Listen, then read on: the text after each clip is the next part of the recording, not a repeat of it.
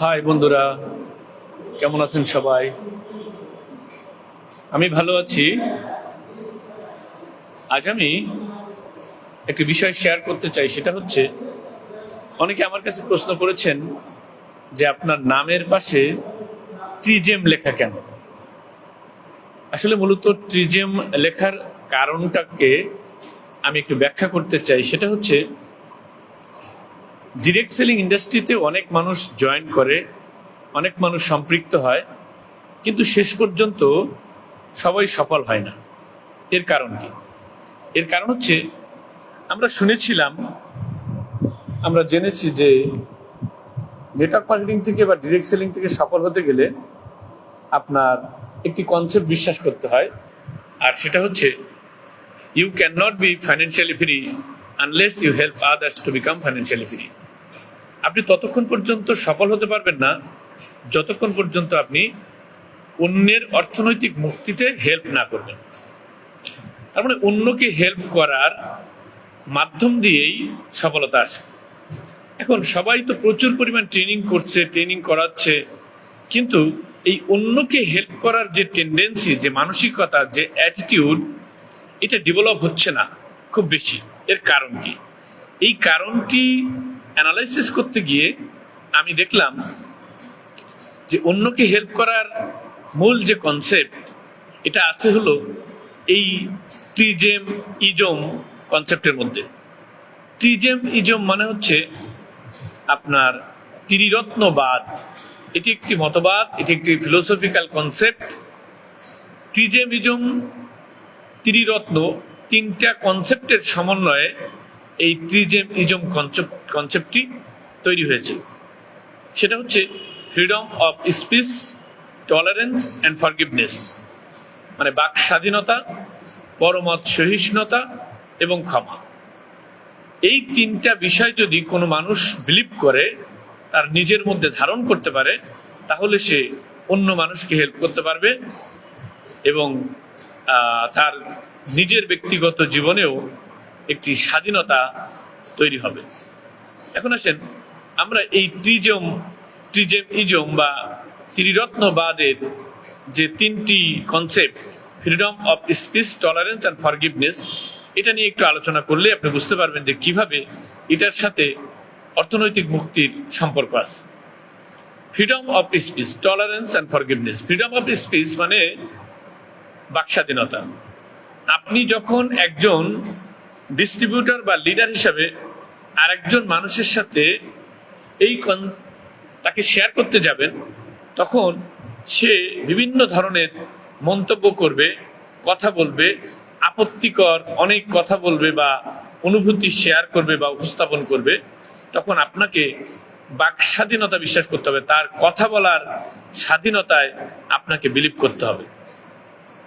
আপনি যদি তার যে কোনো কথা বলার স্বাধীনতায় বিলিভ করতে পারেন, তাহলে কেবল তার কথা আপনি মনোযোগ দিয়ে শুনতে পারবেন। কিন্তু আপনি যদি তার কথার স্বাধীনতায় বিশ্বাস না করেন, অন্য একজন ব্যক্তির কথার স্বাধীনতায় বিশ্বাস না করেন, তাহলে আপনি তার কথার মাঝখানে কথা বলে উঠবেন এবং সাথে সাথে যুক্তি দেওয়ার চেষ্টা করবেন। তখন আপনি তার কথা শেষ পর্যন্ত শুনতে পারবেন না এবং বলতে দিতে পারবেন না। তার মানে বাক স্বাধীনতায় বিশ্বাস করা মানে হচ্ছে অন্যকে বলতে দেওয়া।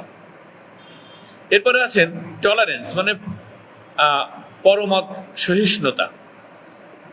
উনি যখন কথা বলবেন তখন ওনার কিছু মত আছে, যে মতগুলা আপনার বিশ্বাস বা মতের সাথে হয়তো সাংঘর্ষিক হবে, সম্পূর্ণরূপে সাংঘর্ষিক হবে এবং খুবই আপত্তিকর হবে। কিন্তু আপনি যদি পরমত সহিষ্ণুতায় বিশ্বাস করেন বা অন্যের মতের প্রতি আপনি শ্রদ্ধাশীল হন এবং অন্যের মতকে যদি আপনি সহ্য করতে পারেন, তাহলে আপনি তার যে কোনো বিশ্বাসকে আপনি সহ্য করতে পারবেন। ধরুন, আপনার বিশ্বাসের সাথে তার বিশ্বাস এতটাই সাংঘর্ষিক যে আপনার একটা খুবই সেন্সিটিভ বিশ্বাসকে উনি আঘাত করলো ওনার কথার মধ্যে দিয়ে, আপনাকে আঘাত করে উনি কথা বললো, বা আপনার যে কোনো বিশ্বাস, সেটা ধর্মীয় হতে পারে, আপনার পারিবারিক হতে পারে, আপনার বংশগত হতে পারে, আপনার সামাজিক হতে পারে, আপনার ব্যক্তিগত হতে পারে, যে কোনো একটা বিষয়কে যদি উনি আঘাত করেন, তবুও যদি আপনি পরমত সহিষ্ণুতায় বিশ্বাস করেন, আপনি তার এই আঘাতকে ক্ষমা করে দিতে পারবেন। তার মানে হচ্ছে, এরপর 3 নম্বর হচ্ছে ফরগিভনেস, মানে ক্ষমা। যখন আপনি এই বাক স্বাধীনতায় বিশ্বাস করবেন, পরমত সহিষ্ণুতায় বিশ্বাস করবেন, তখন তার যে কোনো মতকে, যে কোনো আপত্তিকর বিশ্বাসকে বা মতকে বা কনসেপ্টকে আপনি জানার পরেও আপনি তাকে পরমত সহিষ্ণুতায় বিশ্বাসী হয়ে আপনি তাকে ক্ষমা করে দিতে পারবেন। ধরুন, আপনাকে সে এমন একটা আঘাত করলো যেটা সহ্য করা যায় না, কিন্তু যদি আপনি পরমত সহিষ্ণুতায় বিশ্বাস করেন, তাহলে আপনি তা সহ্য করবেন না, খালি আপনি তাকে ক্ষমা করবেন। এবং শুধু ক্ষমা করবেন না, ক্ষমা করার পরে আপনি তাকে আবার ভালোবাসবেন। আপনি যদি তাকে ক্ষমা করেন, তাহলে তো তাকে ভালোবাসতে হবে, তা না হলে এই ক্ষমার উদ্দেশ্য কি? তার মানে ক্ষমার উদ্দেশ্য হলো তাকে আবার আপন করে নেওয়া, বন্ধু হিসাবে গ্রহণ করা এবং তাকে ভালোবাসা। তো যদি আপনি কাউকে ক্ষমা করতে পারেন, তাহলে আপনি তাকে ভালোবাসতে পারবেন, বন্ধু হিসেবে গ্রহণ করতে পারবেন। আর যখনই আপনি কোনো ব্যক্তিকে বন্ধু হিসেবে গ্রহণ করতে পারবেন, তখন আপনি তাকে হেল্প করতে পারবেন। তো ওই যে কনসেপ্ট যে you can not be financially free unless you help others to become financially free.